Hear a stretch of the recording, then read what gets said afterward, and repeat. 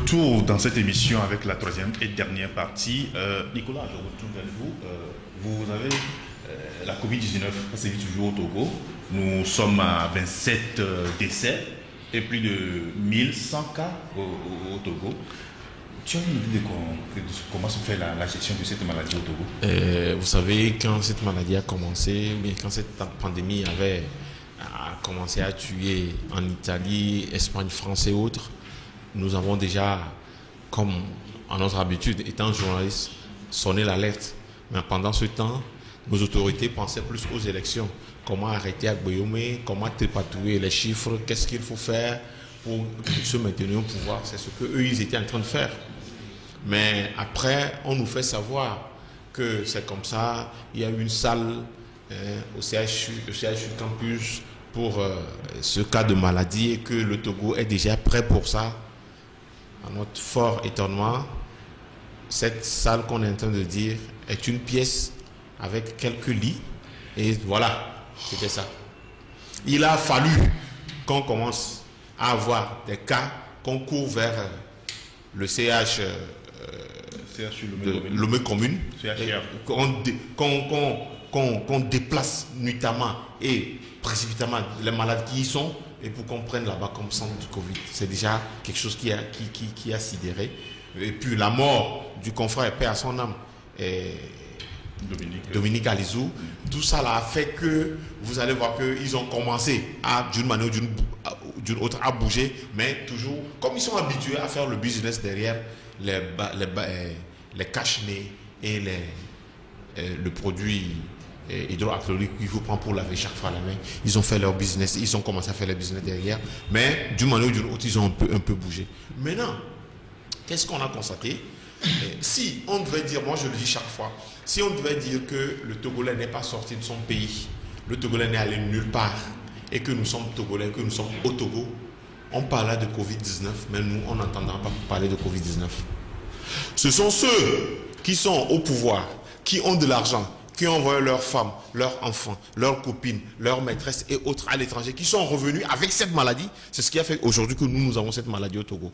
C'est vrai, il y a eu des organisations humanitaires où certains disent qu'ils sont des humanitaires, ils aident le Togo avec des ONG et autres et des associations qui aussi sont revenus où ils ont développé aussi la maladie. Mais à côté de ça, il faut reconnaître que les premiers pas de cette maladie au Togo, ce sont les femmes, les copines, les enfants de ces autorités-là qui sont revenus, qui ont emmené la maladie. C'est un cas. Maintenant, ce n'est pas fini. On nous a fait croire pendant ce temps que les frontières aériennes étaient fermées, mais que nenni, ces frontières n'étaient pas fermées. Ça déversait toujours. Vous comprenez? Aujourd'hui, là où je parle, à l'heure où nous sommes, le gouvernement s'inquiète de l'ampleur du Covid à Sokodé. Apparemment, Sokodé constitue aujourd'hui un autre foyer. Voilà, ça même bouclé. Vous voyez comment, si normalement on avait pris les mesures idoines, je ne crois pas qu'on arriverait là. On nous dira que non, que peut-être qu'en Italie, il y a eu plus de 100 000, comme 30 000, 50 000 morts, et qu'au Togo, c'est 27 000, c'est 27 seulement, et puis que ce n'est rien. Puisque vous avez vu au Togo, il y a eu, en 2005, on a tué plus de 500 personnes selon certains chiffres de 1000, mais pour eux, ce n'était pas rien. Et aujourd'hui, on va dire que 27 sont morts du Covid, ce n'est rien chez eux. C'est comme ça les gens gouvernent. Et vous voyez que, ils ont souvent quelqu'un qui parlait la fois dernière, dit non, on leur dit non, reste derrière, nous sommes devant, on va régler ça, après tu vas venir. C'est à fort qu'on dit ça, que reste, comme tu es toujours derrière, nous allons devant, et après tu vas venir. Et vous comprenez, aujourd'hui, cette situation la plus bancale possible, on ne prend pas de décisions idoines, et le Covid là, vous voyez, je vais t'étonner. Quand la Covid-19 est arrivée, nous avons fait une petite enquête. Qui est-ce qui sont ceux qui commandent les petites cartons de bavettes? Qui est-ce que ceux qui commandent les alcools hydroélectriques et alcooliques? Ce sont eux. Ceux qui tournent, ceux qui chavirent autour toujours du pouvoir. Et tiens-toi bien, selon une enquête, il faut voir quand le carton, le petit carton tombe au Togo ou bien arrive au Togo, on le cède immédiatement à 5 000, à un premier groupe. Le premier groupe, c'est à 7 000 que le premier groupe va livrer, va vendre. Maintenant, le troisième groupe, lui, va vendre à 10 000. ainsi de suite jusqu'à 15 000. D'ailleurs, même on a payé à 25 000 dans ce pays. Avant qu'aujourd'hui, on peut voir ça à 8 000 euros parce qu'il y a d'autres débouchés qui amènent et que ça soit un peu cher. Voilà en quelque sorte comment les gens, d'une manière ou d'une autre, ont profité de cette pandémie. Et ils continuent toujours de profiter de cette pandémie alors que la population a besoin de quoi? De quelques protections. On nous dit oui, on dit chaque fois sur les médias, il faut se laver les mains, il faut protéger, mais quand quelqu'un ne trouve pas à manger, quand vous lui parlez de laver les mains, ça lui faut à quoi? Moi je suis allé dans certains villages, je dis non que Covid c'est leur problème, que ce n'est pas leur problème. Vous comprenez? Ce n'est rien. C'est parce que quand vous avez des dirigeants qui ne disent jamais la vérité, quand vous dites même la vérité, les populations ne vont pas vous croire. C'est ce qui se passe au Togo. On dit souvent, un voleur n'est jamais cru, même lorsqu'il dit la vérité. C'est ce qui se passe. Parce que des gens sont là, il faut conserver le pouvoir, il faut conserver les richesses, à nous aller, comme disent bien leur slogan, allons-y seulement, ou bien allons-y. Vous comprenez? Donc, c'est comme ça les gens sont. Et quand nous avons un pouvoir, papa m'a dit, vous comprenez immédiatement qu'un pouvoir, papa m'a dit, les gens ne savent pas, ils s'en foutent parce qu'ils ont l'argent du pays. Voilà en quelque sorte ce qui se passe. Maintenant, la Covid-19 elle sévit. Je pense que... Et puis, regardez, nous sommes dans une certaine léthargie politique. Moi c'est le nom de la commune. Léthargie politique, c'est quoi? Depuis le 3 mai, je dis bien depuis le 3 mai, il y a eu quoi? Il y a eu prestation de serment. Pour ne pas dire un semblant de prestation de serment. Et jusqu'aujourd'hui, du 3 mai, juin, nous sommes en août, il n'y a pas encore de formation du gouvernement. Tu comprends? On patauge dans certaines irrégularités et autres. Et aujourd'hui, la pandémie est là, la Covid-19 est là. Et moi, je dirais plutôt que ce sont des associations, des organisations, autres, ces petites organisations qui font plus le travail que le gouvernement. C'est vrai, eux, on nous dira, oui, l'Union européenne finance ici. Depuis que la Covid a commencé jusqu'aujourd'hui, quel bilan on a fait pour dire l'Union européenne a donné ça, on a utilisé ça, on a fait ça, quel bilan on a fait? Ça n'a pas été fait. On est dans le flou. On est dans le flou.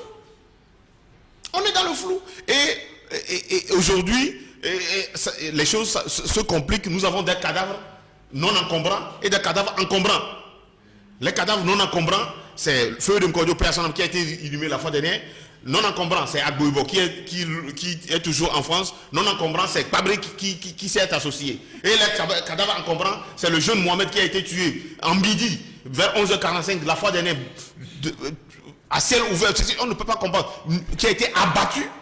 Et l'autre cadavre encombrant, le plus gros morceau, c'est Madjoulba. Et aujourd'hui, on est en train de faire ces calculs, comment amadouer les jeunes. Or, quand vous amadouez les jeunes, la situation ne va pas finir. Vous connaissez, la situation ne finit pas. Il y a des choses qu'on ne dit pas. Ces manières de faire. Vous allez intégrer combien de jeunes losos dans l'administration pour calmer la température. C'est ce qui se fait aujourd'hui. On déplace le problème. On déplace le problème ailleurs. Oh, le problème est là. Aujourd'hui, la Covid-19 sévit. Je pense que nos autorités doivent prendre plus de responsabilités, doivent augmenter plus d'efforts pour au moins, un temps soit peu, sauver cette population. Merci beaucoup, Nicolas. Ferdinand, par 2 fois déjà, on a prolongé l'état d'urgence sanitaire. Ça veut dire que ça ne va pas toujours. Moi, je pense que par rapport à la Covid, il faut sortir de la peur. Il faut sortir de la paranoïa. La peur qui a sévi le début. La panique qui a fait que tous les pays se sont refermés sur eux-mêmes. On commence pas à prendre des mesures discriminatoires, je pourrais même dire. Aujourd'hui, il faut apprendre à vivre avec la Covid comme on vit avec le palu. Depuis 4 mois ou 5 mois, on nous dit que la Covid a fait 27 morts. Vous savez combien de morts le palu a fait? Plus personne n'en parle. Vous savez combien de morts la malnutrition a fait? La faim? Vous savez combien de morts le cancer a créé depuis 3 mois? Plus personne n'en parle. C'est ça l'hypocrisie qui entoure la Covid. La Covid ne tue pas plus que le palu. La Covid ne tue pas plus que je sais pas, la malnutrition, la faim. Et tout ce que vous savez, l'hypertension. Il y a des gens qui meurent tous les jours d'AVC. La Covid ne tue pas plus que ça. Mais, après la panique, après la période de la panique et les réactions des autorités, il y a un business qui s'est installé autour de la Covid, qui fait que les gens n'ont pas envie de s'en débarrasser. Les gens ont intérêt à parler tous les jours de Covid, en fait. Comme je venais de le dire tantôt, le palu tue plus que la Covid. Pourquoi il n'y a pas assez d'intérêt autour du palu? Pourquoi il n'y a pas assez d'intérêt autour de l'hypertension artérielle? Pourquoi on ne parle pas de toutes les autres maladies? Rappelez-vous quand le sida est venu, on a commencé par parler du sida. On a dit qu'il faut se protéger, il y a ci, il y a ça. Après, c'est rentré dans l'ordre normal des choses. Donc, il faut apprendre à vivre normalement avec la Covid en respectant juste les mesures qui sont prescrites. Parce que qu'on le fait ou non, les gens doivent vivre, se déplacer. Si vous continuez par alimenter la peur, la panique, boucler les villes, empêcher les gens de circuler, prendre des ordonnances farfelues, prolongation de l'état d'urgence, au point que les gouvernants ne font plus absolument rien, et que la situation permet à certains de détourner de l'argent, il faut arrêter ça. Et donc, moi, je pense que 3 mois ou 4 mois, ou je ne sais pas combien de mois ça fait, après que cette maladie, cette maladie est arrivée en Afrique, on a tous appris maintenant à connaître la maladie et savoir comment la combattre. Les médecins sont maintenant outillés. Donc, il faut laisser les professionnels faire leur travail. J'ai remarqué que dans certains pays, on ne fait même plus de décompte par jour. On ne fait même plus le nombre de décès. J'ai vu en Côte d'Ivoire, on ne signale plus le nombre de décès, mais on fait le décompte par jour. Mais d'autres pays ont déjà abandonné ce calcul macabre-là. Parce qu'il faut quitter, comme on le dit, il faut quitter ça et faire autre chose. Mais on ne peut pas quitter là parce que c'est devenu le business de la minorité qui pille. Comme Nicolas venait de le dire, qui sont ceux qui commandent les respirateurs, qui sont ceux qui commandent les gels, qui sont ceux qui commandent les masques, qui sont ceux qui commandent ceci, cela. Aujourd'hui, quand on débloque les fonds du Trésor, on dit oui, on veut acheter du matériel pour les hôpitaux. Est-ce que les matériels sont arrivés? Lorsqu'on a lancé cette histoire d'achat du matériel, il y a quelqu'un qui a dit qu'on a débloqué 70 milliards pour acheter les matériels. Vous avez vu le matériel? Les médecins, les praticiens hospitaliers continuent de se plaindre. Ouais. Le taux d'augmentation de la Covid dans le milieu hospitalier est énorme parce qu'il n'y a pas le matériel. Les gens ne sont pas sécurisés. Alors, les fonds qui sont sortis du Trésor sont allés où? Donc, il y a tout un réseau, il y a tout un intérêt autour de cette affaire. Même les partenaires. Aujourd'hui, les partenaires ne parlent plus vraiment de développement. La dernière fois, j'ai vu, on a dit oui, que le ministère que la Banque mondiale a donné 20 voitures au ministère de la Santé. Ça, c'est des conneries. Que les gens de la Banque mondiale m'excusent. Parce que le Togo a besoin des ambulances. On a besoin du matériel des scanners pour équiper les hôpitaux. On n'a pas besoin de voitures 4x4 que certains vont rapidement utiliser pour des basses besognes ou autre chose. Et j'ai vu des gens tout sourire en train de recevoir ces dons-là. D'accord, que la Banque mondiale nous donne des voitures, c'est une bonne chose. Mais est-ce qu'on avait besoin de ces voitures? Ou bien est-ce que c'est les voitures dont on a besoin?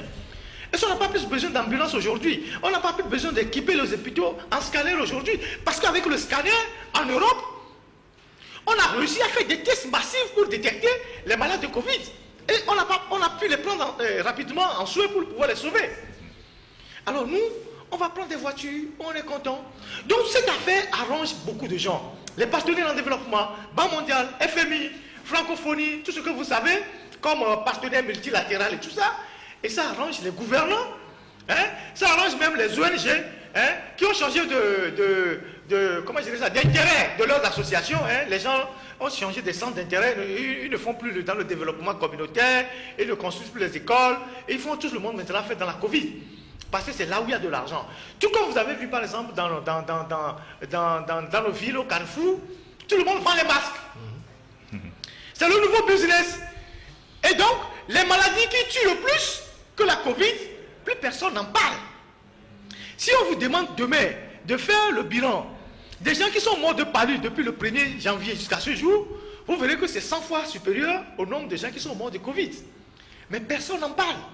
Parce qu'il n'y a pas de business autour du palu. Bon, le palu, c'est seulement les moustiquaires. Ça n'intéresse pas trop les gens. Quand tu les prends, même tu ne feras rien avec. Mais Covid, là, oui, certains ont eu le courage de détourner. Mais Covid, là, il y a beaucoup d'argent. Il y a des masques, il y a les respirateurs, il y a les gels hydro, tout ça. Il y a tout ça. Il y a beaucoup d'argent. Et il y a Novici. Il y a Novici. Il y a aussi les 40 000 francs qu'il faut payer à l'aéroport. Voilà. On ne sait pas sur quel compte ça va. Et il y a aussi les amendes que les gens de la DSR font maintenant partout en ville. Vous ne portez pas de masque. Vous avez 3 000 francs d'amende. Vous êtes 4 dans la voiture, 3 dans la voiture. Vous prenez 3 000 francs d'amende. Et ça fait du business. Mais moi, j'aimerais inviter les autorités à quitter le terrain du business et à penser beaucoup plus développement. Parce qu'à force de rester sur ce terrain du business, l'économie du pays va s'écrouler. Il faut laisser les gens travailler. Il faut laisser les gens aller, revenir. Il faut cesser de dire on boucle les villes, on fait ci, on fait ça parce qu'il y a la Covid. C'est comme le diable qui est tombé du ciel et tout le monde a peur. Non. Il faut laisser les gens vivre normalement, gérer la maladie, laisser les professionnels, les équiper, les laisser travailler. Si quelqu'un est malade, on l'isole de la population, on le met là où on le met, on le soigne, et puis la vie continue. Donc c'est ce qu'il faut faire, sans panique. Il faut arrêter de paniquer les gens. Donc je pense que aujourd'hui on a vu, par exemple à Sokoré, même à Karaï, dans d'autres villes, le taux, les contaminations vont en crescendo. Et j'ai appris même qu'aujourd'hui nous sommes le 23, donc pour ceux qui vont suivre l'émission après montage, qu'on cherche à boucler déjà la ville de Sokoré. Ah, vous allez boucler la ville de Sokoré parce qu'il y a eu dans la foulée en 2 mois quelques 5 ou 10 cas. Et vous allez empêcher les gens d'aller, de revenir, de travailler, de vivre normalement. C'est l'économie du pays qui va s'effondrer. Donc il faut arrêter tout ça et gérer le problème avec beaucoup de calme et de hauteur. Merci Ferdinand. Nicolas, les cas continuent d'augmenter et on nous parle de la rentrée scolaire le 26 octobre prochain. Comment est-ce que le gouvernement peut gérer cette histoire-là? Nous avons toujours dit dans ce pays que nos autorités ne prennent pas l'ampleur ou bien n'ont pas une vision positive ou bien n'ont pas une volonté politique vis-à-vis de la population qu'ils prétendent gouverner. Vous savez, cette Covid-19 a encore prouvé une fois encore comment les gens agissent dans une certaine précipitation ou dans une certaine indifférence. On agit dans l'indifférence. Vous comprenez ce que je veux dire? Agir dans l'indifférence. Parce que c'est des choses qui ne les intéressent pas. Mais puisqu'ils se disent gouvernants, la Covid est là, il faut... Tu t'en bien. En octobre déjà, c'est en octobre que les enfants vont... 26 octobre. Nous avons sensiblement 2 mois. Vous êtes d'accord avec moi? Sensiblement, nous avons 2 mois. Dans 2 mois, juste dans cet espace-là, qu'est-ce que les autorités font pour prouver que nous nous organisons pour une bonne rentrée? Nothing. Ils ne font rien. On nous donne un calendrier, le 26 octobre, les élèves vont aller à l'école. Qu'est-ce qu'il faut faire? Comment devancer les choses? Comme l'a dit Ferdinand, enlever cette panique des gens. Qu'est-ce qu'on a pu faire? Quelle organisation on va faire? On ne sait pas. C'est vrai. Jusqu'aujourd'hui, on fait tout pour que les examens puissent se passer normalement parce que les autres classes ou bien les élèves des autres classes ne vont pas à l'école. Lorsque la rentrée sera là, c'est tous les élèves qui seront dans les classes. Qu'est-ce qui se fait actuellement pour prouver à la population, pour prouver aux parents, pour prouver à cette population qu'on prétend gouverner que c'est comme ça nous nous organisons, c'est comme ça nous nous organisons. Vous allez voir, le jour de la rentrée, le ministre de l'Éducation va prendre quelques personnes, ils vont circuler dans les écoles pour dire « Ah, belle ouverture, tout se passe bien » et puis on va montrer sur les choses là, et puis voilà, à nous aller. À la TVT. C'est fini. C'est fini. Lorsque les cas vont commencer, on va dire non, que c'est comme ça, nous on a fait ci. Et chaque fois, on fait comme si le Togo, depuis plus de 60 ans, ou depuis 60 ans d'indépendance, le Togo n'a pas une base financière où le Togo même peut se prendre en charge. On va commencer à se tourner vers les partenaires économiques et financiers du Togo pour dire, parce que nous avons besoin. Ah, c'est parce qu'eux-mêmes n'ont pas pris les devants des choses. Je pense que si ceux qui prétendent gouverner ce pays peuvent nous voir ou bien peuvent suivre cette émission, moi je les invite à prendre des initiatives avant que la rentrée ne commence, parce que nous sommes seulement à 2 mois de la rentrée. On ne va pas nous dire aujourd'hui qu'il faut seulement mettre une cuvette d'eau pour que les enfants se lavent la main et puis les enfants vont porter de cache-nez dans les classes et puis c'est fini.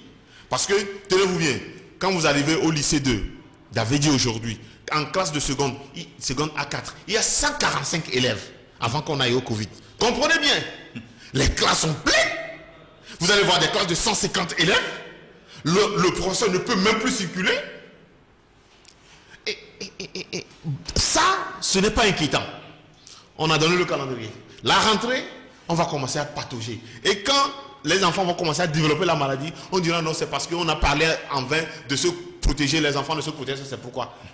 Donc moi, je pense aujourd'hui que c'est vrai, ils ont toujours cafoué. C'est vrai, ils ont toujours pillé ce pays. C'est vrai, ils ont toujours créé cette gabégie. C'est vrai, c'est un pouvoir, papa m'a dit.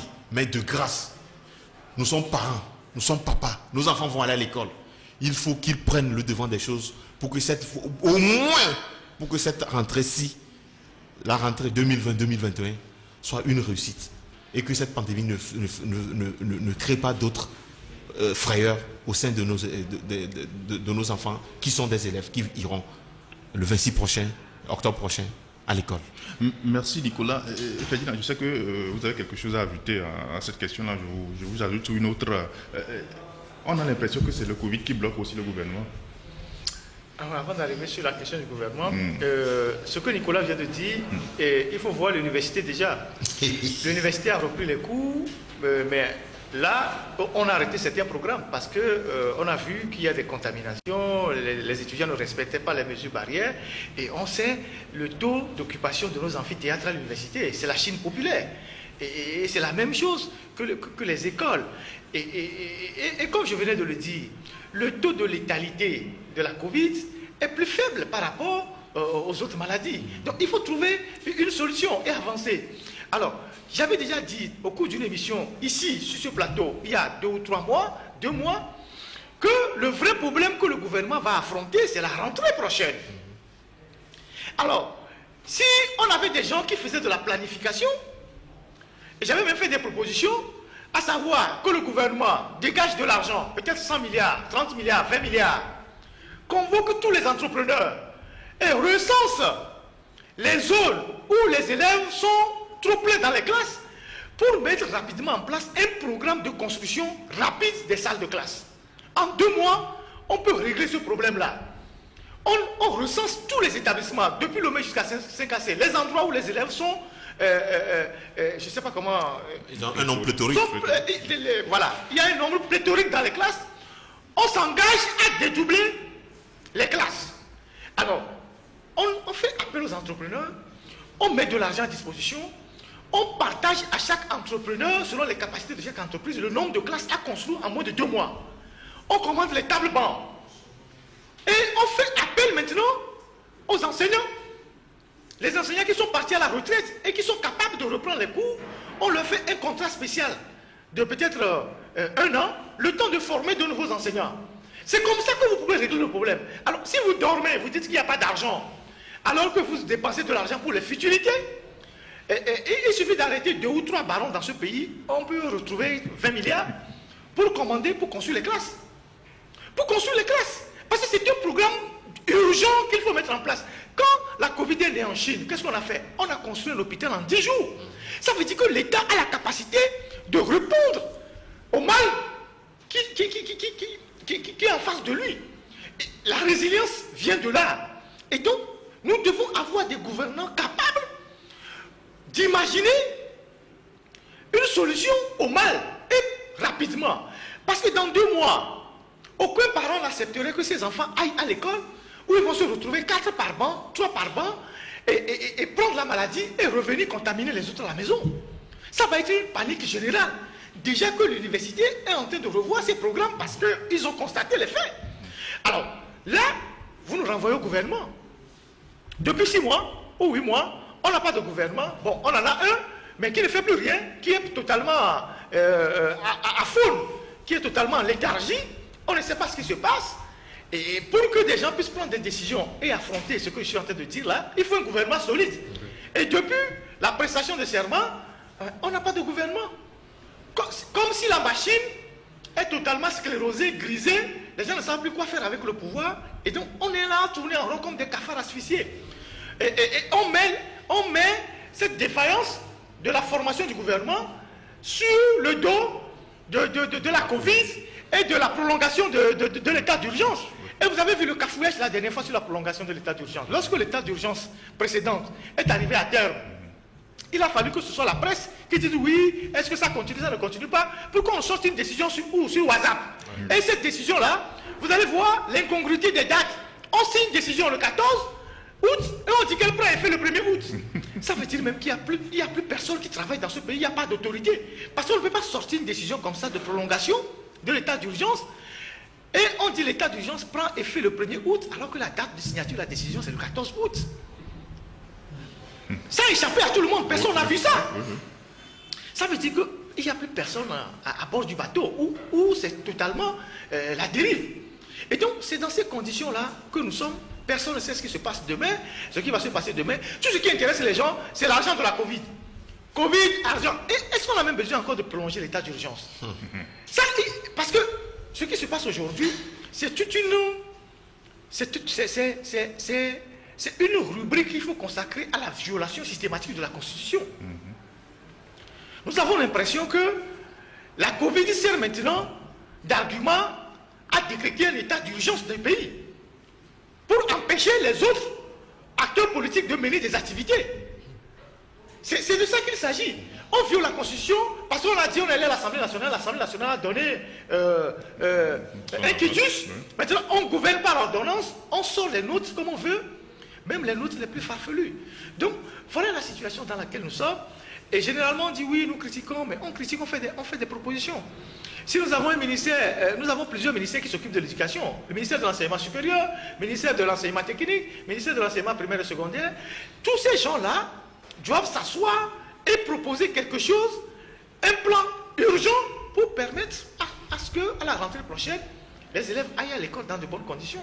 Mais à la lutte vont les choses, j'en doute. Et je pense qu'on va vers des difficultés le 26 octobre prochain. Oui, nous sommes talonnés par le temps, nous arrivons presque à la fin de cette émission. Nicolas Adibli, vous êtes le directeur de aspanews.com. Votre mot de la fin? Pour le mot de la fin, je savais vivement d'abord que cette commission mise en place par les autorités fasse correctement le travail et qu'on puisse avoir un dénouement favorable pour ce procès de Petrolgate. C'est important. Cela va faire comprendre à la population vraiment ce qui se passe parce que c'est un pan. Il y a d'autres choses encore. Donc, ils vont mieux peut-être connaître ceux qui nous gouvernent, ce qu'ils font et leur manière de faire. Et vivement aussi que la rentrée prochaine, nos enfants puissent aller à cette école, à l'école bien sûr, et pour que on puisse prendre les devants vraiment, pour que nos enfants ne soient pas hantés, parce que c'est important. Mais il faut reconnaître aussi que je lance un appel aussi à nos soi-disant confrères, s'ils sont vraiment des confrères, à prendre plus de responsabilités dans le traitement de l'information que de vouloir plaire à quelqu'un pour quelques miettes. Voilà ce que j'ai à dire. Merci Nicolas Adibli. Ferdinand, vous avez un mot? Non, moi je pense que nous remercions tous ceux qui nous suivent souvent, qui nous encouragent, qui nous envoient leurs mots d'encouragement. Nicolas a dit beaucoup de choses vers la fin. Cette affaire de pétrole, je voulais juste rassurer les uns les autres que aucune diversion, aucune tentative de je ne sais quoi ne va nous détourner de ce que nous sommes en train de faire. Et les scribouillards qu'on est en train de mettre en branle, les individus sulfureux qui font des calculs sur les réseaux en disant voilà, il y a ci, il y a ça, tout ça, nous n'en avons rien à foutre. Nous savons ce que nous sommes en train de faire. C'est nous qui avons sorti ce dossier-là, comme on dit, c'est nous qui avons débusqué le lièvre. On sait ce que ce dossier représente. On sait ce qu'il y a dans ce dossier. Ceux qui envoient les gens pour essayer de brouiller l'opinion savent aussi ce qu'ils ont fait. Donc, nous sommes sereins. Nous, comme je l'ai dit tantôt, on a déjà atteint nos objectifs depuis longtemps. Parce qu'on a mis les projecteurs sur ce secteur. Et tout le monde a aujourd'hui les yeux sur ce secteur. Les gouvernants, les gouvernés, tout le monde veut comprendre ce qui se passe dans ce secteur. Là, on a déjà réussi notre boulot. Maintenant, pour la question de la justice, bon, on va y aller. Et on espère que tout le travail qui est en cours, les inspections, tout ça, permettra de comprendre réellement ce qui s'est passé pendant des années, comment le système a fonctionné, et le système a nourri qui et qui, comment est-ce que le système fonctionnait, qui en étaient les bénéficiaires, qui étaient les complices, pour que demain, les Togolais qui vont pour acheter le carburant comprennent qu'ils achètent du carburant, d'abord du bon carburant, parce que beaucoup de gens dans ce pays ont eu leur voiture totalement coulée à cause du carburant impropre, pas du boudin, mais le carburant acheté à la pompe. Donc il y a un doute sur même la qualité du carburant, et les gens achètent du carburant avec beaucoup d'argent. Il faut que tout ça s'arrête pour que ce combat que nous menons, c'est le combat de la distribution, de la redistribution des ressources du pays. Quelqu'un a dit qu'il y a une minorité qui s'accaparait des biens de l'État, des ressources de l'État. Nous sommes en train de faire un travail pour que les richesses du pays soient redistribuées. Je pense que lorsqu'on baisse le prix du carburant et que les gens voient la pompe, ils ont le sourire aux lèvres. Mais lorsqu'on augmente le prix du carburant, les gens, ils serrent la mine. Aujourd'hui, vous avez vu le coût du transport. Avec la Covid, les gens ont augmenté les coûts du transport et ça pèse sur les populations. Et donc, c'est ce combat-là que nous sommes en train de mener. Et nous remercions tous ceux qui comprennent le fond de notre combat et qui nous soutiennent. Vous savez, lorsque vous êtes un homme, vous ne pourrez jamais faire l'unanimité. Il y a les gens qui vous combattront forcément. Il y a les gens qui diront, oh, il faut le laisser, lui c'est toujours lui. Il y a les gens qui diront, pourquoi il est comme ça, il n'est pas comme ça. Il y a les gens qui diront, mais il n'est pas dans notre réseau, on va le combattre.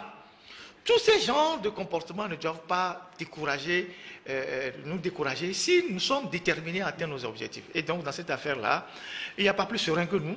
Et nous continuerons pas à faire notre travail. C'est un travail d'éveil de conscience, de sensibilisation, mais c'est aussi un travail qui permettra aux gouvernants de comprendre certains aspects qui leur échappent, afin qu'ensemble, on puisse vivre en harmonie dans le pays et que chacun vraiment soit à sa place. Voilà. Donc, ce n'est ni un acharnement contre une famille, contre un individu, contre personne. On ne les connaît pas, on ne les a jamais rencontrés quelque part. Mais lorsque vous gérez les biens publics, vous devez rendre compte. Et c'est cette culture-là que les gens n'ont pas. Et les gens pensent que lorsqu'on demande des comptes à des personnalités qui ont géré les biens publics, c'est qu'on s'acharne contre eux. Ailleurs, c'est plus violent que ça. Quand vous gérez les biens publics, vous devez rendre compte.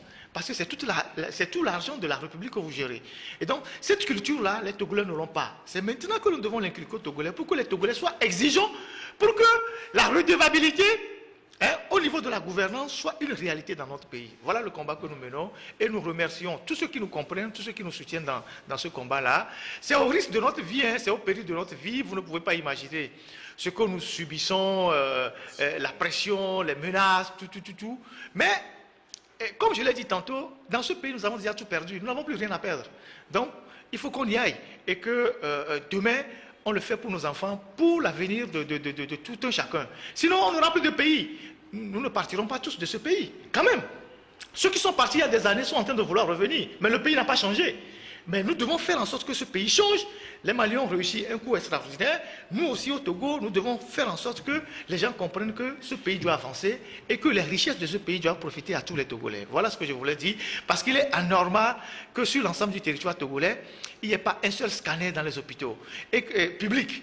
Et que les gens, par exemple, à Dapan, à Kara, les gens à Dapan doivent aller au Burkina, les gens à Kara doivent aller à Djougou pour faire le scanner. Si vous y arrivez vivant, ce n'est pas normal. Pendant ce temps, des gens qui viennent de ces localités, des gens qui sont au pouvoir, seuls sont des multimilliardaires, ils ont l'argent entassé quelque part, pendant qu'à côté d'eux, il y a des gens qui souffrent. C'est ce combat d'équité-là que nous sommes en train de mener, et nous souhaiterions que les gens comprennent le fond de notre démarche et nous soutiennent dans ce combat-là. Merci messieurs. Je rappelle que tu es avec nous, Nicolas Adigli, agence de service de presse Afrique-Monde à 100minutes.com. Voilà, merci beaucoup, merci de vraiment prêter ta voix. Merci beaucoup Ferdinand Haïté, il est le directeur de publication de l'Alternative. Nous arrivons à la fin de cette émission, nous disons merci aux techniciens, au chef technique Marc Azangba, Théo Adogli et Kokoku Onu. Nous avons aussi les stagiaires de Aldis Institute. Merci aux stagiaires qui nous ont aidés cet après-midi. Merci chers internautes, à la prochaine.